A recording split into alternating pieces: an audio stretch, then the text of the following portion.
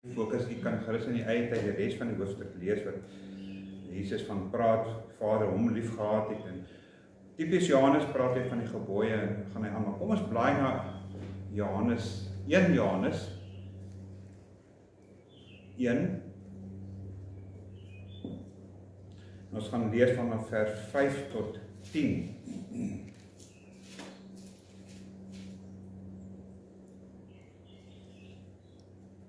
In Johannes 1 vers 5 gaan hy voort die subseksie en sê, en dit is die verkondiging wat ons van hom, van wie, van Christus gehoor het en aan julle verkondig.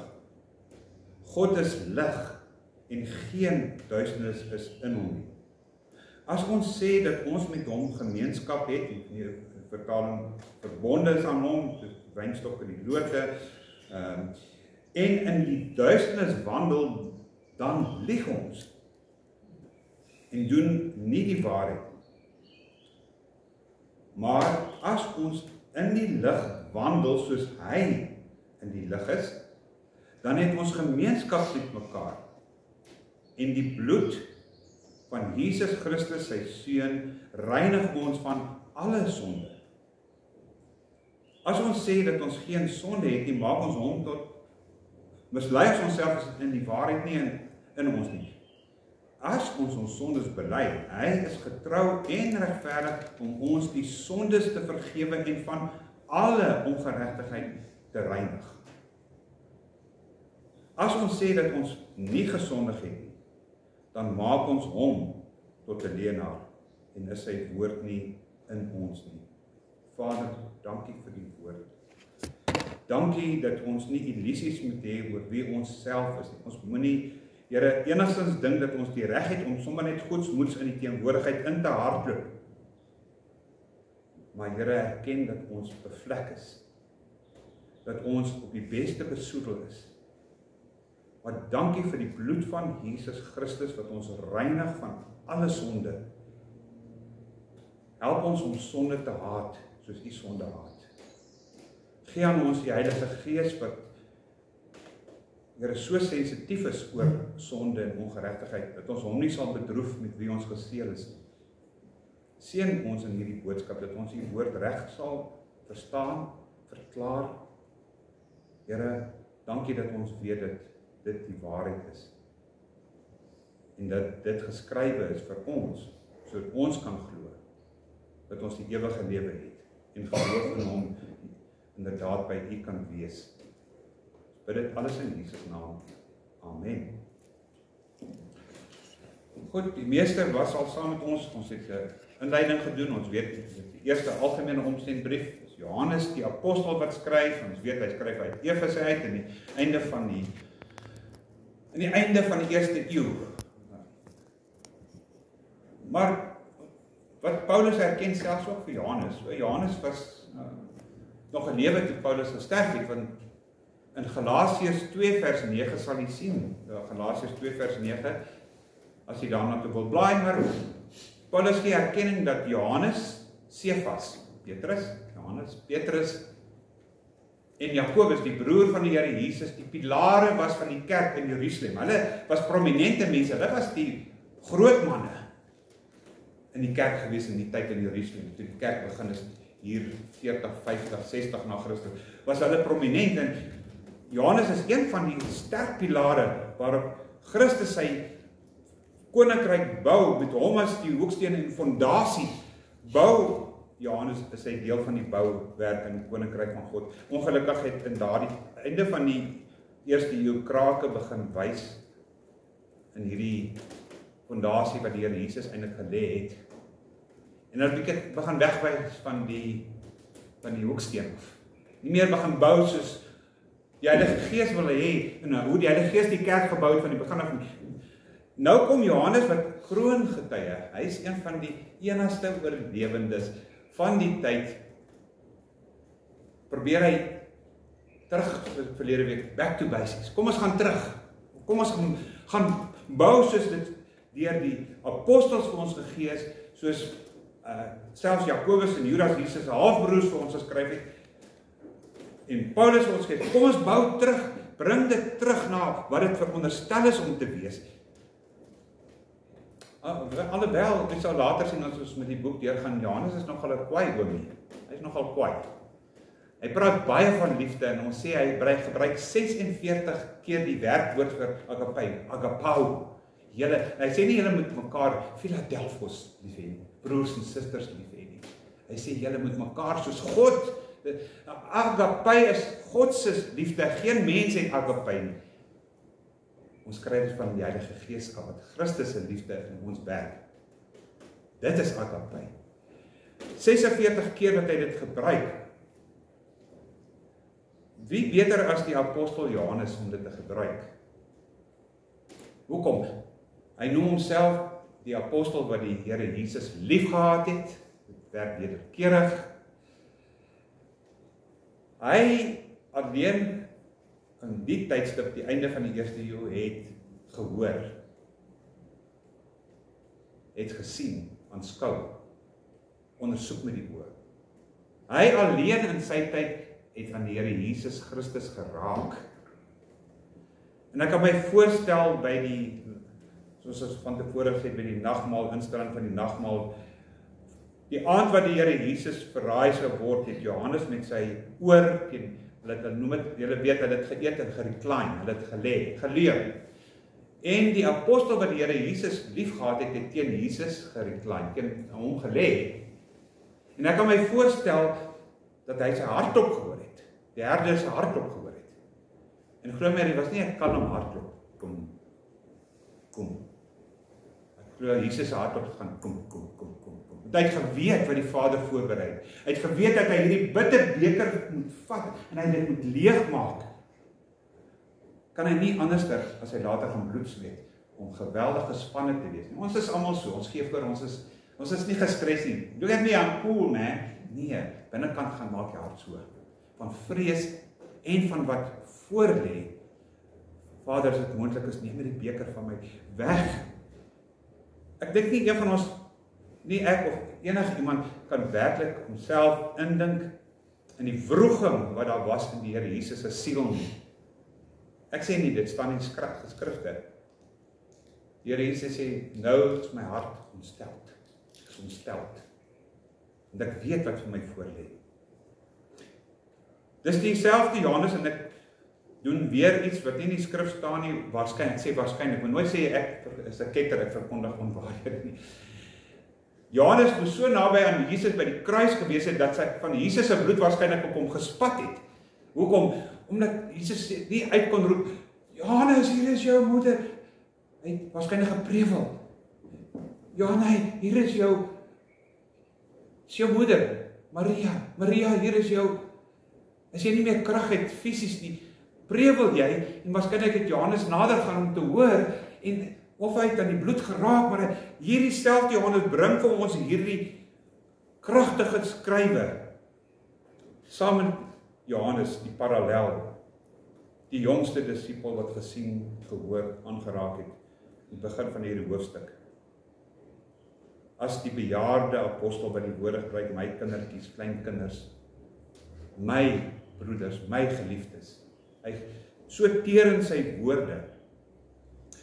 Maar die Heilige Gees gebruik Paulus se gedagte intellek om 'n swaard te trek wat skerper is, enige snydende swaard, Hebreërs 4, skerper is, wat sny, as dit moontlik is, siel van gees en bene van gewrigte los kan sny, word deur die Heilige Gees deur Johannes geappliseer en gebruik.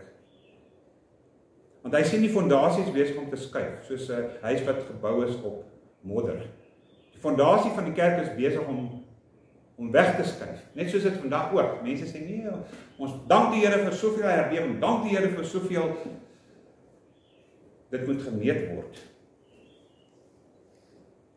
Back to the faith, terug na die basis, terug na Jesus Christus, terug na die kroon oor wie alles gaan. Maar dit gaan nie oor werke of wonderwerke of dade, dit gaan terug na mense wat moet motiveer en inspireer om die Here Jesus Christus lief te hê met hulle hele hart, hulle hele siel, al hulle krag, al hulle verstand, die aanhef tot die 10 gebooie.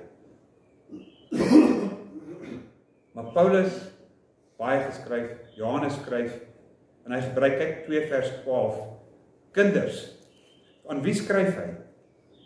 Wie is die mense wat besig is om weg te dryf, wie hy moet waarsku? In 2 vers 12 sê hy, ek skryf aan julle my kinders, omdat die sondes julle vergewe is en om sy naam ontwil. Ek skryf aan julle vaders, omdat julle hom ken wat van die begin af is. Ek skryf aan julle jong manne, jong mense, omdat julle die bose oorwin. Ek skryf aan julle kinders, die kinders hier is bietjie meer, ek praat van jong mense. Ek skryf aan julle jong mense. Ons het een jong mens, want die ander is allemaal redelik oud en oor die muur, net gesel. Maar Johannes skryf vir almal in die kerk. Groot, klein, vaders, oor wat? Oor die vleeswording van die tweede persoon in die Godheid, die Here Jesus Christus, dat julle moet weet, die woord wat uit God se mond uitgegaan het, en vir ons geskaap het, wat in Genesis vir ons sê van die 6 dae waarin God alles geskaap het volgens sy almag, alwysheid en soewereiniteit, en daardie woord het sigbaar geword in die Nuwe Testament, en ons het hom gesien, ons het hom aangeraak, ons het gehoor. Ons het nie, maar ons glo die getuienis, ons sal terugkom na die woord getuienis. Getuienis en waarheid loop saam, loop hand aan hand. Sal ek later verduidelik hoekom. Ons weet ons is geskape, ons het Openbaring al baie gelees, Openbaring. Die engele aanbid hom, die ouderlinge, die lewende wesens aanbid, bid hom in die hemel. Hulle roep dag en nag uit, sonder ophou, dit is parallelisme, dag en nag sonder ophou, selfde betekenis. Heilig, heilig, heilig is die Here God die Almagtige. Dan eindig hulle dit, dan sê hulle, want hy het alles geskape en deur sy wil. Nie deur iemand anders, nie die engele wat eendag 'n braaispaak gekry het, okay, laat ons mense maak. Dis God se oorsprong, sy idee, sy seun bring hy as lig, ontploffing in die wêreld, en dan sê hy het hom, die King James sê, he made us for his pleasure, sy plesier. Dan verstaan ons hoekom ons hier is, vir sy plesier. En ons moet hom plesier. Ons het gepraat van die violis, onthou die verhaal van die solo violis, wat die pragtige stuk gebring het, en dan hy lei, omdat sy meester agter sit, en nie bly is saam met hom nie, want hy het nie alles gedoen wat sy meester wil hê nie. Die Here Jesus, die hoofagent, of die vryagent, die enigste vryagent in die wêreld, wat bestaan, nie in die wêreld in die heelal, is God. Want hy doen soos hy wil. Hy vra niemand iets nie. Hy vra geen insig nie. Hy vra geen raad van enige mens nie. Dit wat Psalm 135 vers 6 sê, wat ons nou al gekyk het. Die Here is in die hemel, maar hy doen op aarde en in die hemel wat hy wil. Daar's niemand wat hom kan vra, wat doen nie. Niemand, hy is vry, hy vra niks van ons, behalwe dat ons hom sal lief hê en hom sal dien, met ywer en passie, want baie mense het 'n tipe van godsdienst waar dit alles oor myself gaan, my gawes, ek, kyk na my, ek. Kyk na hom, hoor hom, is dit nie, hoor hom, as hy praat. En God word sigbaar, hoorbaar. Hy was nog altyd hoorbaar. Hebreërs 1 vers 1, nadat God baie keer in die ou tyd by die Vader spreek het, deur die profete het in die laaste dae tot ons gespreek van die Seun. Wie sê die klem hierso? Profete? Vaders? Jesus. Jesus wat sigbaar word. Is dit nie, ek onthou die werk van verheerliking. Wat gebeur? Moses en Elia saam, Jesus saam met Petrus, Jakobus en Johannes. Wat hoor Johannes? Wat sê hy? Hoor hy stem, hy sien Jesus lyk, soos hulle sê in sy pre-inkarnasie heerlikheid, verskyn hy so helder, dat hulle nie woorde het om hierdie helderheid te beskryf nie, maar dan kom 'n stem uit die hemel, wat sê die stem uit die hemel? Dit nie Moses of dit is my geliefde seun in wie ek welbehaag. En wat sê hy daarna? En sê, luister na hom, hoor hom, luister na hom. Hy spreek, hy is die woord, hy spreek, luister en gee gehoor aan hom. Sien die groot gevaar in 1 Johannes 2, Johannes is waarheid het verlore gegaan. 'n valse lering het weer eens binne in die kerk, het nie buite die kerk begin. Gnosticisme het nie buite die kerk, tussen broers begin, susters begin. Net soos dit baie nog steeds verkondig word. Die groot gevaar is Johannes se tyd was, ek weet die wreedaardigste dinge wat plaasgevind het in die eerste en die tweede en selfs die derde eeu, sê baie mense die vervolging van Christene. Hulle is vernieuws gevoer, hulle is in arenas gejaag deur gladiators gejag, doodgesteek vir ander mense. Dit was groot, soos vandag rugby en cricket, groot vermaak om dit te sien, hoe 'n leeu 'n swanger vrou uit mekaar uitskeer, die skare mal gemaak. Maar dit was nie die groot gevaar nie. Die gevaar was nie Domitianus, 'n wrede keiser in die tyd van Johannes. Ook nie Nero, sy voorganger. Ook nie die Romeine wat mense verdruk het, hulle huise gekonfiskeer. Dit was nie die gevaar nie. Die grootste gevaar toe en vandag is misleiding. Misleiding. Mense wat dink ek is daar, ek het 'n nabye verhouding met die Here, maar eintlik is hy 'n bok. Hy sal deel wees van bokke. Want ons moet asseblief nooit vergeet nie, wat sê die Here Jesus self, nie Paulus of Johannes of Petrus wat sê nie. Jesus antwoord, Here, is daar min wat ingaan. Wat sê Jesus? Nee, julle verstaan ja, baie wat ingaan. Gaan kyk net die groot kerk, hoe stroom hulle in die koninkryk. Die Here Jesus se woorde, stry, agonize, stry hard om in te gaan, want min sal ingaan, min sal gered word. Jy sien ons het 'n ander evangelie wat ons buitekant hoor, baie gaan in.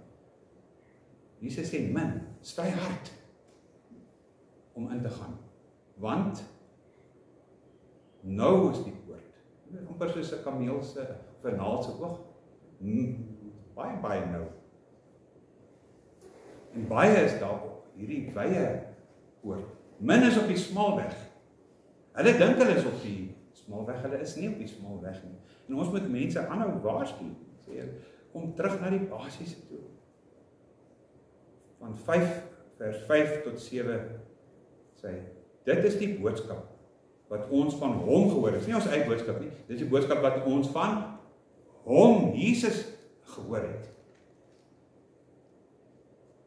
Wat hy in Hebreërs sê, hy is die appelgas, maar hy is die enigste uitstraling van God se lig. Daar is geen ander uitstraling, al sê New uit vir ons dit. Al sê al die oosterse godsdienste anderster. Al sê Joseph Smith anderster. Ellen G. White anderster. Hy is die enigste ware lig, die uitstraling van God se heerlikheid. Moet weer gemeld word 2 Korintiërs 4 vers 6 wat die hele idee saamvat. Ek gaan dit vir u aanhaal, ek gaan nie woord vir woord lees nie, maar die hele idee is dat God wat gesê het, laat lig uit duisternis skyn, dat lig kom. Ook Efesiërs 5 ontwaak julle wat slaap en dat Christus oor julle skyn. Maar hy wat gesê het, laat daar lig uit duisternis skyn. Wie is die lig wat skyn uit die duisternis? Die Here Jesus.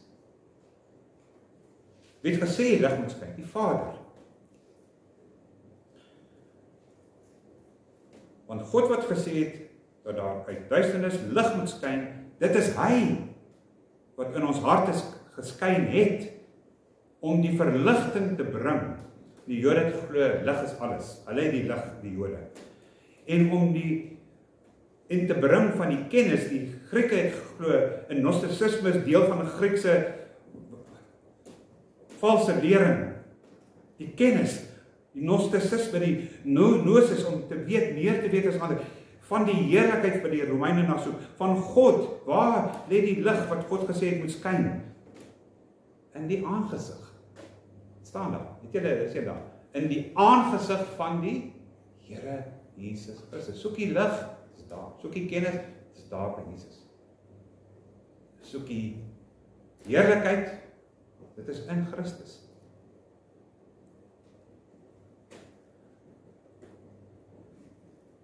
Gaan vir my asseblief na Johannes 8 vers 12, skrif interpreteer skrif. Ons lees parallel. Ek wil eintlik meer na die hoofstuk verwys, ek gaan net so enkele gedeeltes daar aanhaal. Dit is een van die bekende 7, die groot ek is, wat Jesus sê, ego en nie, ek is die goeie herder, ek is die brood van die lewe, ek is, maar hier in hierdie gedeelte, Johannes 8 vers 12, wat sê Jesus hier?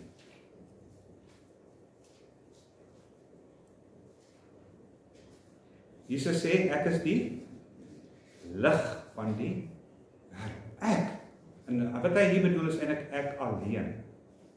Daar's nie gnostisisme of ander kennisse wat ons kan verkry, want Jesus is die lig van die wêreld. Sê en Jesus het met hulle gespreek en sê, ek is die lig van die wêreld. Wie my volg, sal sekerlik nie in die duisternis wandel nie, maar sal die lig van die lewe hê. En dan begin 'n dialoog met die Fariseërs. Wat belangrik is om hierdie ding in konteks te verstaan. Waar is Jesus toe hy hierdie woorde gebruik? Ek is die lig van die wêreld. En konteks is altyd belangrik. Wanneer het dit gebeur? Waar het dit gebeur? Dit was in die fees van die Tabernakels. Sê ook later daar in die skrif, dit was die fees van die Tabernakels. Wat het gebeur by die fees van die Tabernakels? As dit begin donker word, moes die priesters lampe by die tempel aansteek, skemer, so jy moet lampe aansteek, maar die put van hierdie lampe word gemaak deur klere van priesters. Hierdie put word gemaak uit die klere. Nou staan Jesus hier, waarskynlik skemer, hy sien, hulle sit die ligte aan, lampe steek erop, dan sê Jesus, waar die lampe werk nie, ek is die lig van die lewe. Volg my, ek is die lig. Kom uit julle ritualisme, Fariseërs, kom uit, ek is die lig van die wêreld. Wie my volg sal nooit in duisternis wandel nie, maar sal self lig word. Treffende woorde, impak wat van Jesus bring. Anders as die gnostisisme wat geglo dat hulle die moderne verligting het, want dis wat verkondig aan die einde van die eerste eeu. Hulle is die lig. As jy regtig lig wil hê en jy aanvaar die monat en dat Jesus en Jahwe maar net deel van die demiurge is, hulle is bose gode want hulle die materie, sien hoe kom die wêreld so vrot en korrup is, het hulle gesê, is omdat alles wat vlees is boos. Daarom het Jesus nie mens geword nie. Hy kan nie mens word nie, want anders het hy boos geword. Dan die ander gesê, ja, hy het boos geword. Hy en die demiurg, die ander ondergode, is toegelaat om deur die monad, hulle weet nie die monad, die hoofgod staan agter hulle nie, en so, hulle het die kennis, hulle is die gnosis, hulle het die geheime kennis wat jy moet weet, om werklik verlig te word. Nie Jesus nie, Jesus is, hulle praat van hom as die Pleroma, dit wat volmaak, nee, hy kan nie hulle volmaak, kry ons kennis, kry ons insig, weet wat ons het hierdie kennis, wat julle nie van weet. Daarom verskyn engele, en selfs Paulus praat van die engel wat voorkom as of die Satan voorkom as 'n engel van die lig, om mense te verlei. Was ook al reeds in Paulus se tyd daar. Hulle was al reeds daar. Wat gebeur in die lig? Jesus is die lig. Hy sê hierso in hierdie gedeelte, as ons mekaar liefhet, versie waar, as ons in die lig wandel, wat Jesus ons nooi, soos hy in die lig is, of hy self ook die lig is, dan het ons verbondenheid, gemeenskap met mekaar. Hulle wat deur Christus verlos word, is in die lig, en soos hy alreeds gesê het in vers 5, in hom is daar hoegenaamd geen duisternis nie. Want daar's baie mense wat tot sterwe sal kom, nooit in die lig gebore is nie. Hulle sal doodgaan in die duisternis. En ons moet dit weet, ons moet vir die mense sê, ons moet hulle waarsku, is dit nie, ons moet hulle waarsku. Kom uit die duisternis, hoekom wil jy soos 'n kokkerot onder kaste en harte op die lig aangesit word? Kom uit die duister, kom in sy lig.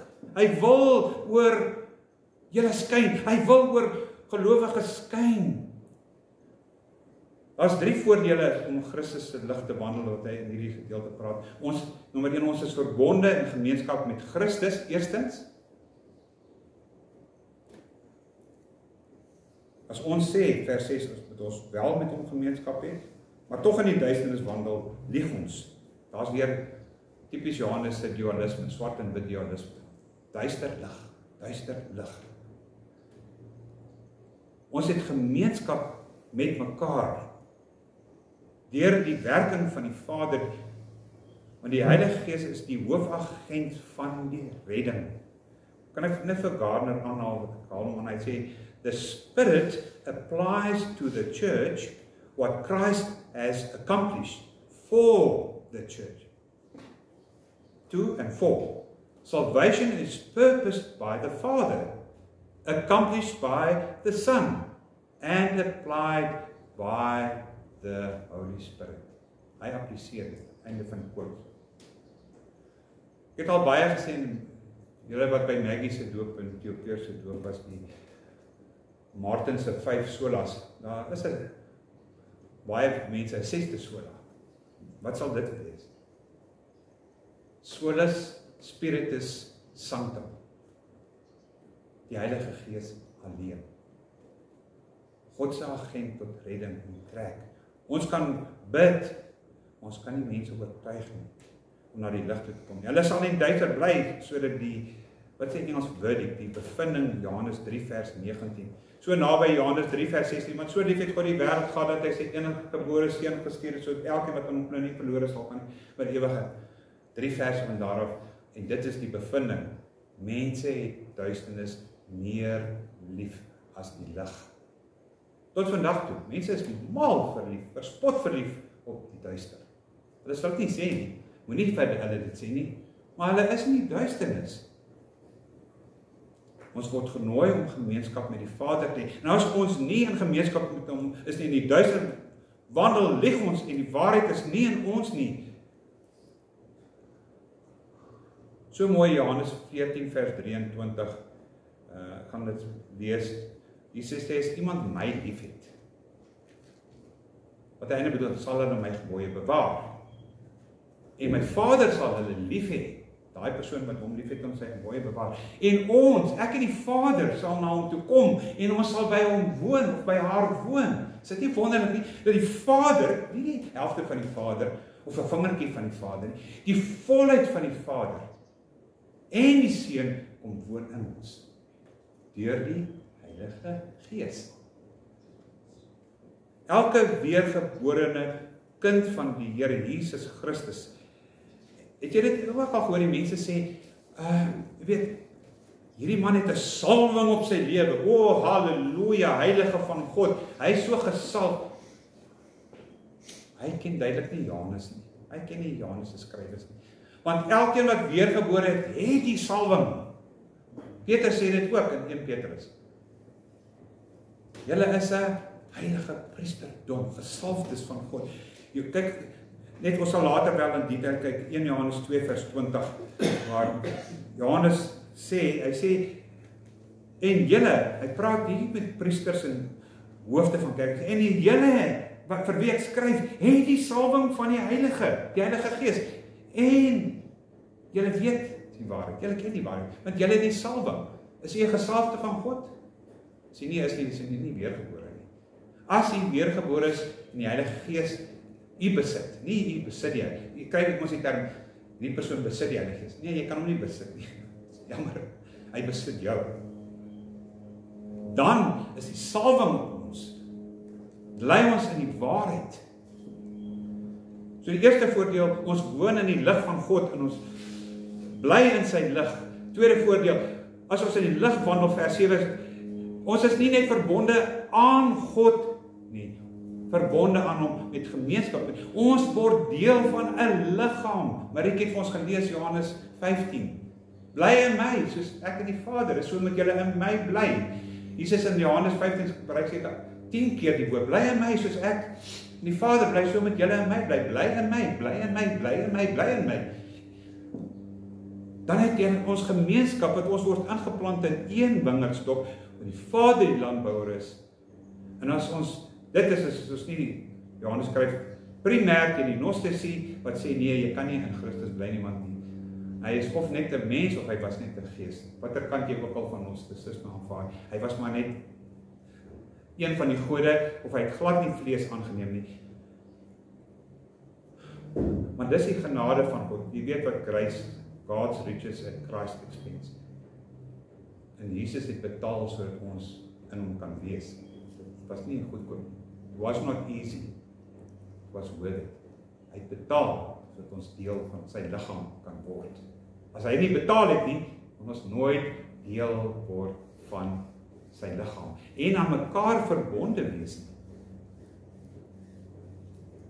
En die Gnostici het gesê, Jesus dan nie vlees geword nie, dan kan hy ook nie betaal vir ons sondes nie. Dan as hy sy bloed gestort het, is te vergeef, want hy sy bloed gestort soos 'n gewone man.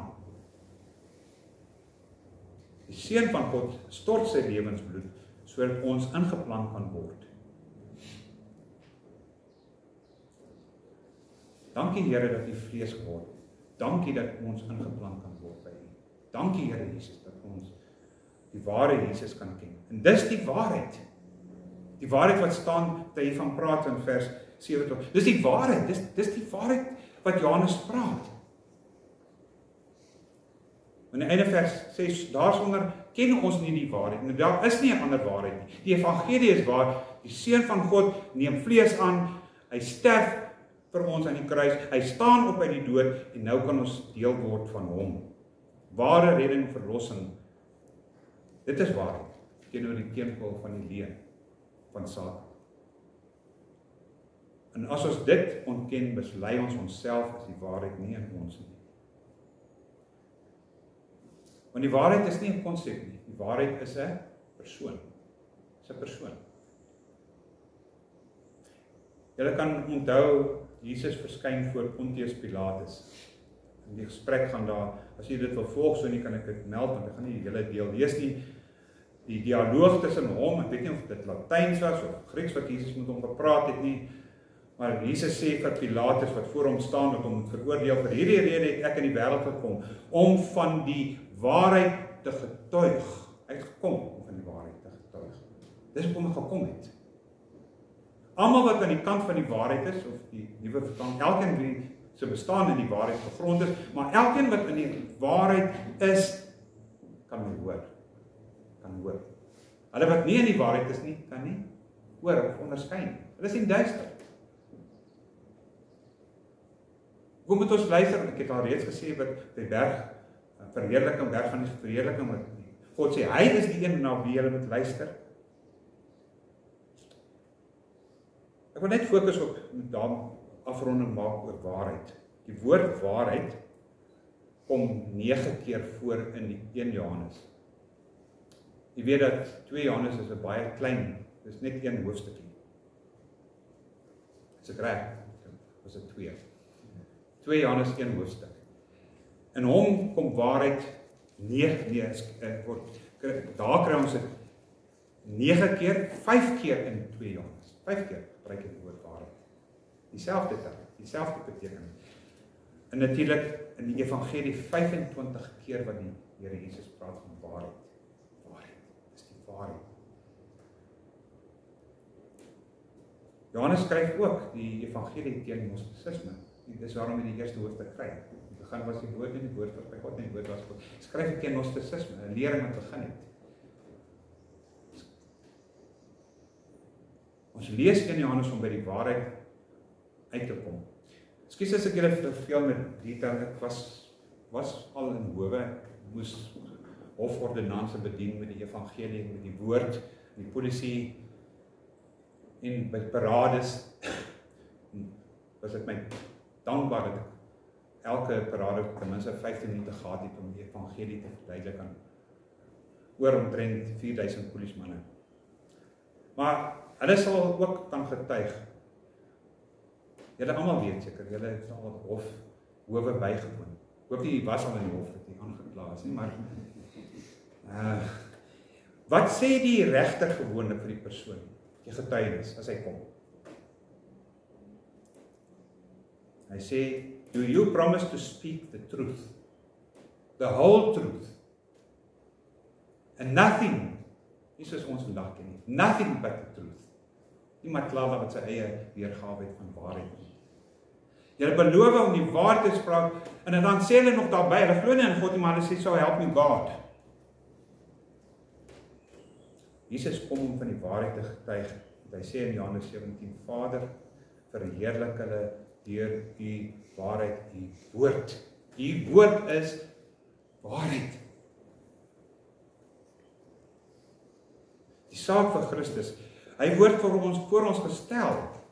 Weet jy dat 1 jaar of Johannes, daar 7 kroongetuienis is vir Jesus Christus wat vir hom getuig. Want onthou volgens die Joodse gebruik, net 2 of 3 nodig om 'n saak vas te lê. Johannes bied vir ons oor die 7 getuies van die Here Jesus Christus. As jy vinnig wil blaai met 'n grond af, ek gaan nou net iets oor die waarheid sê. In Johannes 1 vers 6 tot 8 sê hy, praat hy van wie? Die eerste getuie is Johannes die Doper. Hy het gekom, hy was nie die lig nie, maar hy moes van die lig getuig. Wie getuig eerste van die lig? Volgens Johannes. Hy moes van die lig, Jesus. Johannes word voorgehou in die hof van bevinding. Johannes 8 vers 18 sê Jesus ook, die Vader getuig van my. Goed, Jesus, 2 getuies, nog nie 3. Johannes 8 vers 18, of Jesus sê, ekskuus, 8, is Vader, 8 vers 14, selfs as ek oor myself getuig, sê Jesus, is dit geloofwaardig. Johannes 15 vers 26, as jy so vinnig blaai, jy moet blaai, want ek so kry warm hier voor, dat ek die fan kan hoor, so. Johannes 15 vers 26, die Gees sal van my getuig. Daar is nog 'n getuie. Wat sê Jesus nog? Johannes 10 vers 25, dit kan jy byhou. Johannes 10 vers 25, my werke getuig van my. Johannes 20 vers, Johannes 5 vers 45,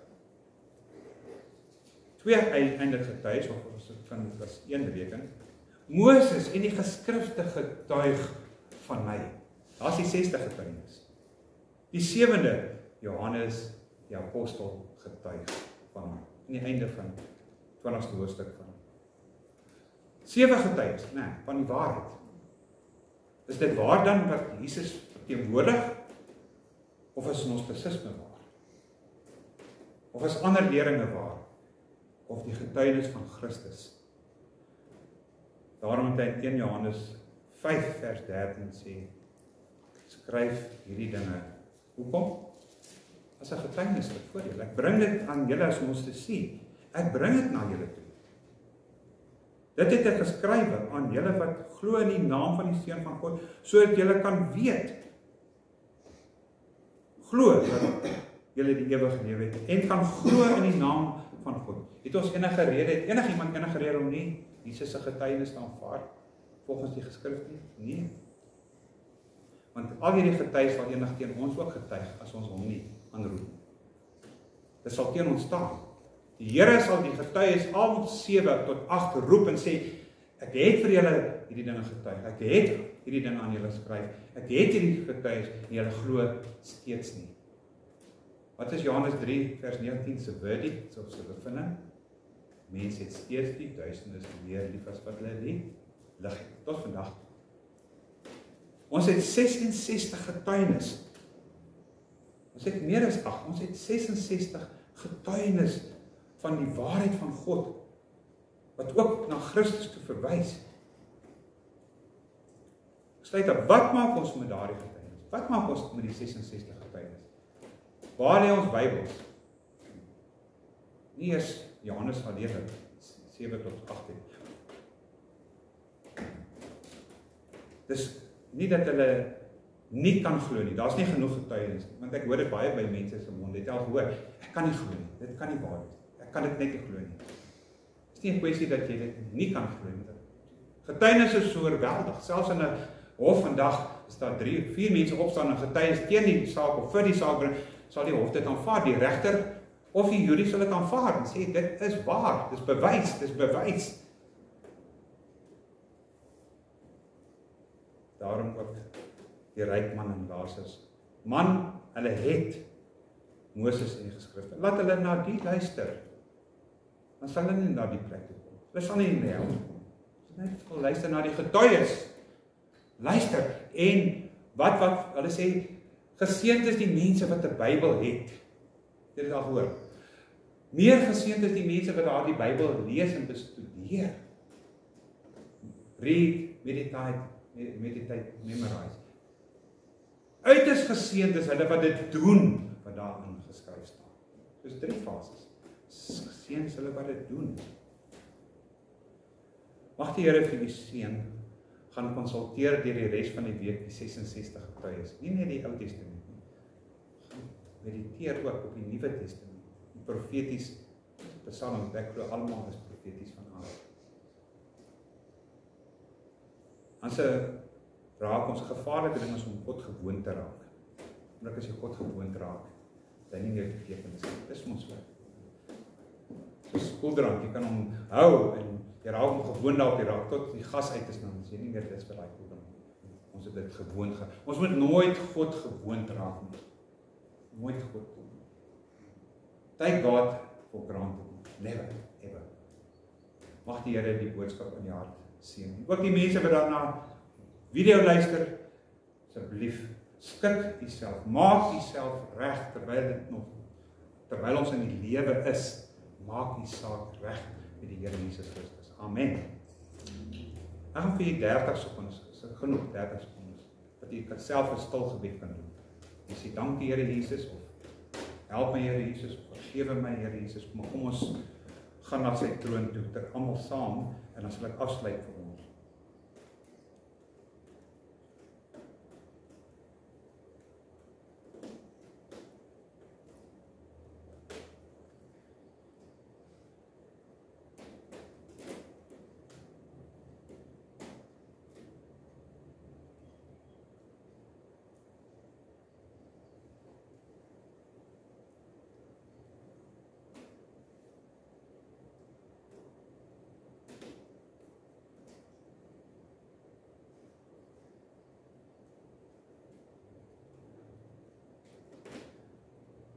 Vader, u geskrifte, u getuies, soos Dawid sê, Psalm 19, Here, u getuienis is waar.